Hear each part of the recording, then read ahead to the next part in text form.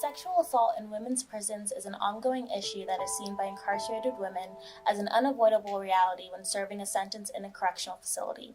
The main source of the assault comes from other incarcerated women and the prison guards that are in charge of their facilities. Over half of the women in prison have experienced some sort of sexual assault prior to being incarcerated, while 33% of women experience sexual assault from prison guards while behind bars. The number may be higher because of the amount of underreporting and the fear of harsh consequences that come with victims speaking about their sexual assault. There is a general apathy towards the sexual abuse that women experience in prison. Many incarcerated women submit to coercion by prison guards because of the benefits of receiving special treatment or products that they otherwise would not have access to. If they do choose to reject the guards' advances, then the conditions they live in could get worse, or they could have basic needs taken away by the prison guards.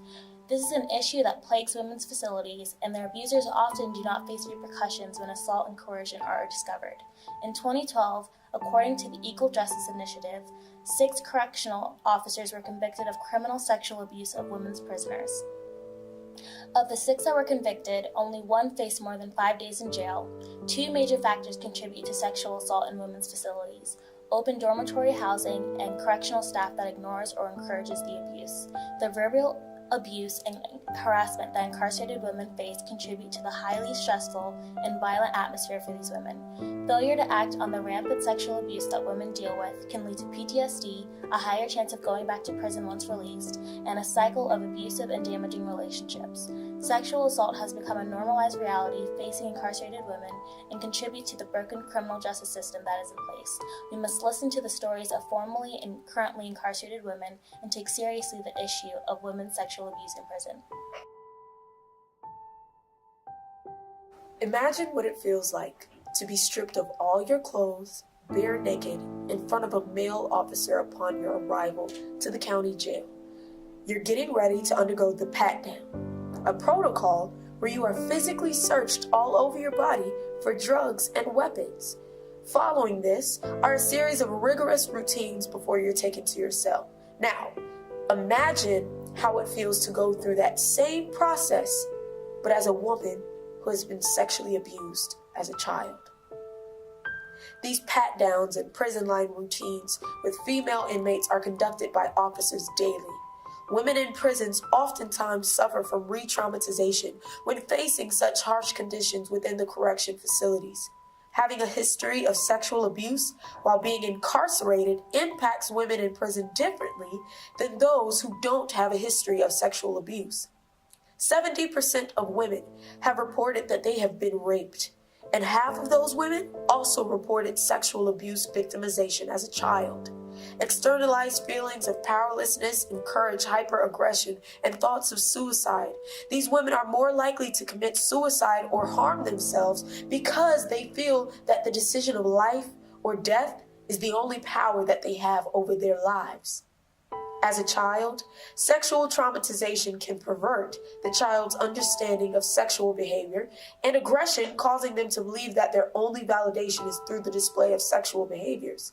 This can cause much dysfunction and even lure the young women into sex working, which positions them to being subject to the law.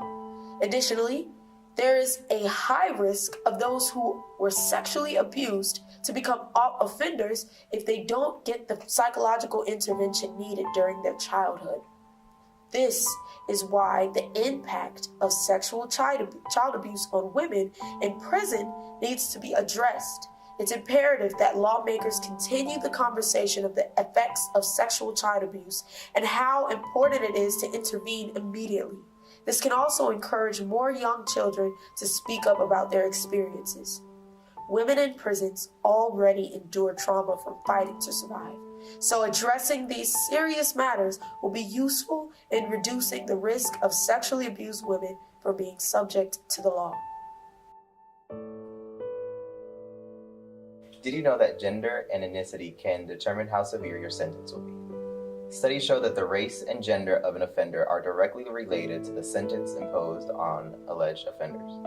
Within the female population in the United States, minorities, such as Black and Hispanic women, receive harsher treatment in the criminal justice system since they are perceived as more dangerous than white female offenders.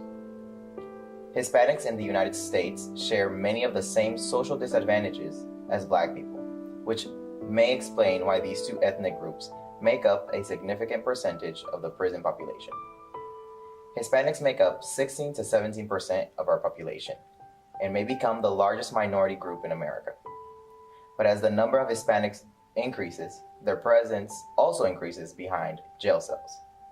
Hispanics only made up 8% of the state and federal prison population back in 1980. But as early as the year 2000, that percentage rose to 17%. According to the Bureau of Justice, in 1985, 23,115 women were imprisoned by state and federal authorities. But by 1997, that number had risen to 76,624, most of whom were minority women. This alarming number was not due to women committing more crimes, but to the crime control policies being implemented for the past 20 years, toppled with the rhetoric of getting tough on crime. These tough on crime policies have disproportionately affected minority communities and have been criticized by many for further marginalizing the most disaffected segments of society. As a society, we should be fervent advocates of the retraining of our police, a training that can expose police officers to their own implicit biases that affects, by and large, minority women.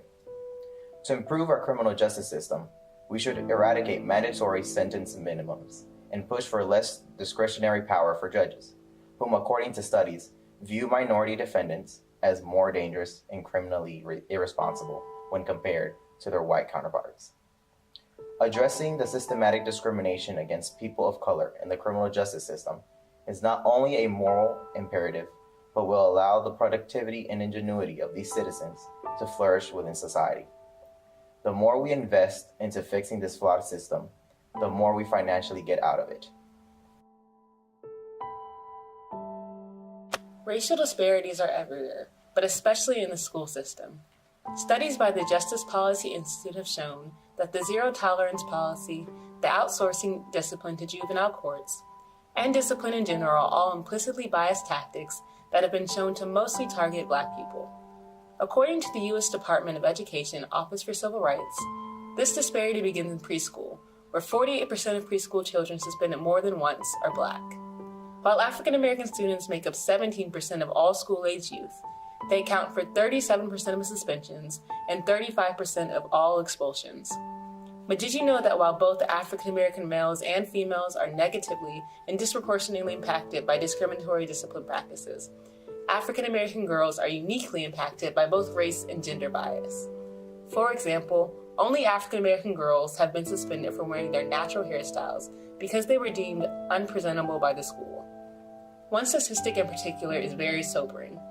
Although African American girls represented less than 17% of all female students in 2009 to 2010, they comprised 31% of all girls referred to law enforcement, and approximately 43% of girls who had experienced school-related arrests. The reason all of these studies show racial disparities with discipline in the school system to be such a Black and white issue is because data collection concerning the representation of Hispanic, Latino, and other minority students in school discipline are limited and highly inconsistent. In 2019, these numbers are disappointing, but not surprising. But small steps such as eliminating the zero-tolerance policy or reducing the number of law enforcement officers in schools are all things that contribute to the implicitly biased and explicitly biased practices may help to reduce these disparities.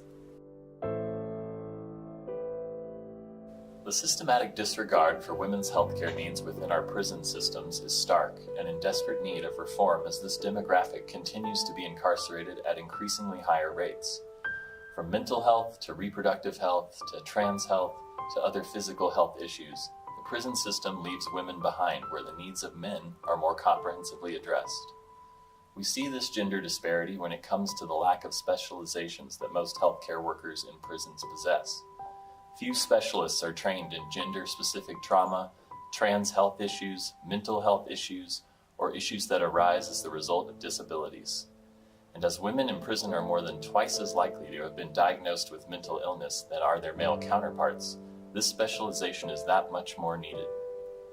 Being ill-equipped in this manner leaves prisons with rehabilitation methods that are less likely to take root inside the facility and that are less likely to translate into successful reintegration of prisoners back into society once released.